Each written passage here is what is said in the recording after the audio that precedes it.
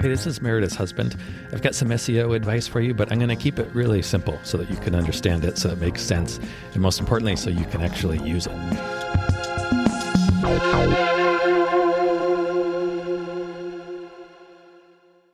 So last week we talked about Squarespace. Yes, we did. And I had a couple more episodes about Squarespace coming up. We recorded one of them. Yes, and I talked about a couple things specifically, like where to find them on Squarespace. If you go log in, click here, do that, yes, do this. Yes. Okay, so I went and looked at Squarespace just a few days ago. Yes. And it changed. Oh my gosh. Yeah, they changed the layout completely. Really? Yeah. So I can't tell you how many times this has happened to me. I'll do something like this. I'll do like a demo, say, go here, click this, do that, blah, blah, blah. And then they changed the layout. And so then I got to redo it. So that episode, I have to redo a little bit. The content is all the same. Like all the stuff I talk about, once you get to like the SEO checklist on Squarespace, it's the same. It's just how you get there has changed. Squarespace has added some more stuff in their, I'll call it SEO section. Uh-huh. It is as unimpressive as always, I think. Mm-hmm. Although they have made some effort into making it look better. But it seems to me they have not made any effort into actually making it better. They just make it look better. Anyway, so that's coming. That'll be next week. Okay. Sorry, it's delayed by a week. It's okay. Today, going to talk about two of the most common mistakes I see for SEO. Oh. I kind of think of this as like the Goldilocks issue with SEO. What does that mean? Well, that'll make sense as we go through. I will trust you.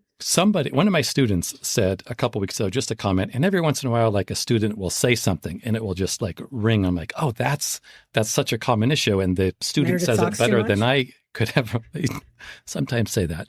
But this student who is making, I think, really good progress said something about, it's hard to work on this stuff constantly. Yes. And that kind of rang a bell in my head. I'm like, well, you're not supposed to work on it constantly. Mm-hmm. You want to work on it consistently, but not constantly. There's a difference between those two. And I think a lot of people, I will talk about the difference, but a lot of people think, it's something I need to work on constantly. I need to do it all the time. I need to, for example, be blogging all the time. I need to be working on my website all the time. And that's unrealistic. Okay. And it puts a lot of pressure on you. Yes, it does. It's kind of like, at least in my head, it's like the gym in January. Yes. Super busy, right? Yes.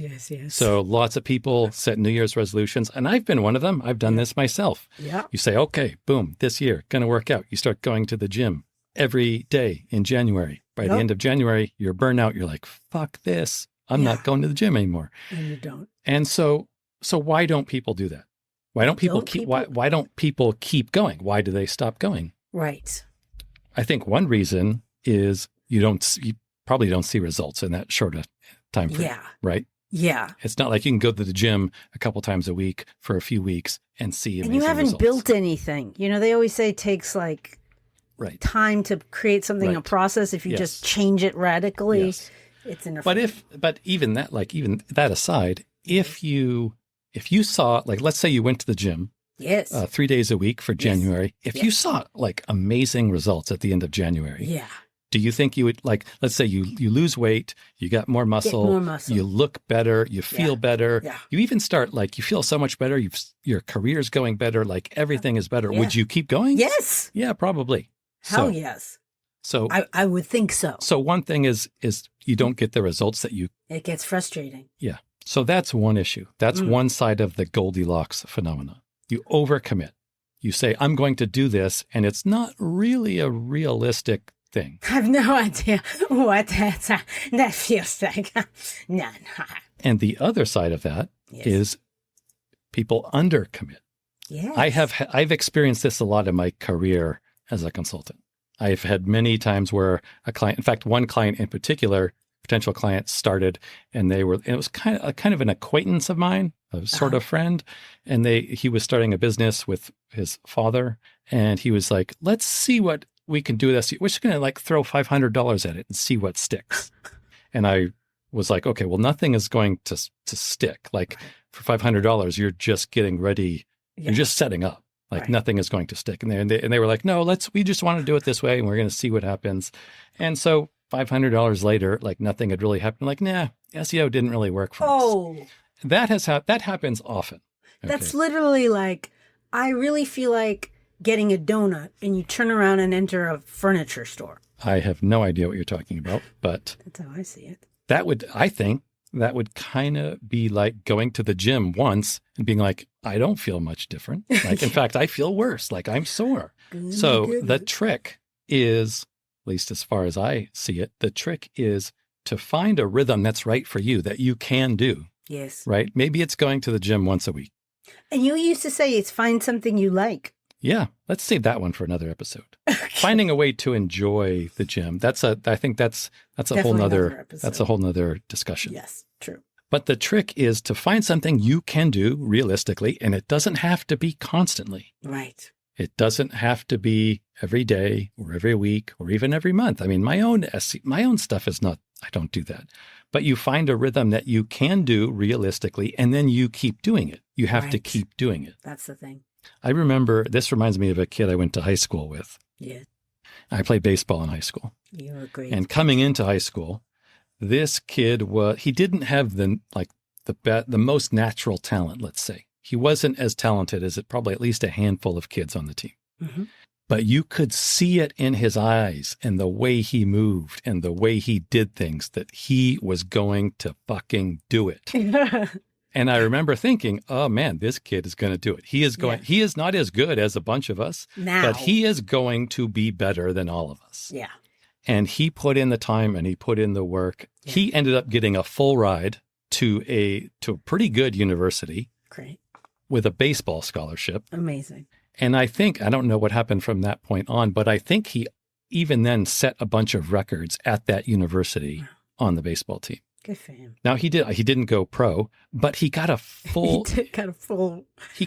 ride. Like he got out of it like so much. How many people actually go pro as well? Yeah, right. Percent-wise. And I don't think he ever wanted to. I think if he wanted to, he would, it sounds. Perhaps. But what he did do is he identified something that he could do. He was going to go to the batting cage, say, every afternoon and hit baseballs for an hour. Whatever his rhythm was that he could do consistently. He identified that and he did that. Yeah. And progress was made. I have never, ever, in 20 plus years of doing SEO, I have never seen anyone put in a consistent effort over a period of time and not get results doing SEO. I've seen a bunch of people like overcommit and say, oh, okay, I've never blogged before, but I'm going to start blogging every single day. And a month later, they're like, screw blogging. That's too hard. And I didn't see the results I wanted. I've seen lots of people dabble, throw $500 at it, say, or not listen to you, or say, they know better. Let's do SEO for an afternoon and see if it works. I would be that person. Or say, I'm going to blog every single hour forever. And a month later be like, okay, that's not doable. So my point is that you don't need to work on SEO constantly. You don't need to probably do anything constantly. But you do need to be consistent. Find out what your rhythm is, what is possible, and then stick to it. I have a question. If somebody like me were to say, how often is often enough? And how often is too often? Well, I would say, how often can you do it? Right. Start there. Realistically. Yeah, you got to start something. Like if I said, blogging once a week is really what you want to be doing. Yeah. And you have never blogged ever in your life. That might be unrealistic. Yeah. You probably don't need to blog that often. Right. Oh, you don't? No. How often should one blog? I would say, and this is more for usability, is try to blog once a month. And that's just for appearance, to make it look to people who come to your site that, this blog is active. He's got something every month, or she's got something every month. There's also some advantage to having a rhythm that Google will recognize, and they will keep coming back to revisit your site. But you don't need to start, like I said, if you've never blogged, you don't need to start blogging every month. Ramp up, Right. Don't start at 11. Ultimately, it's more important to have good blogs than have a bunch of blogs. Right. I often say that a lot of garbage is still garbage. So if you're putting garbage on your blog every day, it doesn't matter. I would rather, personally, I'd rather have one good blog per month or even per 3 months than have a shitty blog every week or every day. Yeah. Written by AI. Yeah. From scratch. You know, when I log into ChatGPT, does it give you like the most popular prompts? Gives you a whole bunch of prompts that... I don't think it does. I don't think my ChatGPT does. When I log into ChatGPT, there's public prompts there. And and they are exclusively like, and I don't know if this is because of my browsing history or what I do or whatever, but they're always SEO related. Yeah. And most of them now say 100% manually written SEO blog content. And I'm like, are you fucking kidding me? Oh my God. It's a prompt on ChatGPT saying that it's 100% manually written. Now, 2 things. Okay, bullshit, obviously. And then number 2, that should give you some sort of clue that an AI-generated blog is probably not as good as a handwritten blog. Yeah. Anyway. My ChatGPT is very lovely. She's great. I love my ChatGPT. My ChatGPT is great too. He's very cool. Well, mine, she is just incredible. Okay. We're keeping all of that. Yeah.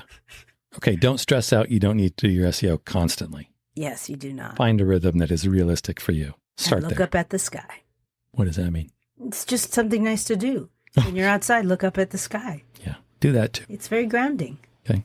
Isn't that weird? You look at the sky and you become more grounded. Well, because you're on the ground looking at the sky. I feel like we just lost a few listeners. I think we gained some. Hey, thank you so much for listening. We really hope that you find this helpful and useful. And if you do, what you could do for us as a thanks would be to, drumroll please, yes, leave a review. Yes, everybody says it, I know, but it really does make a difference.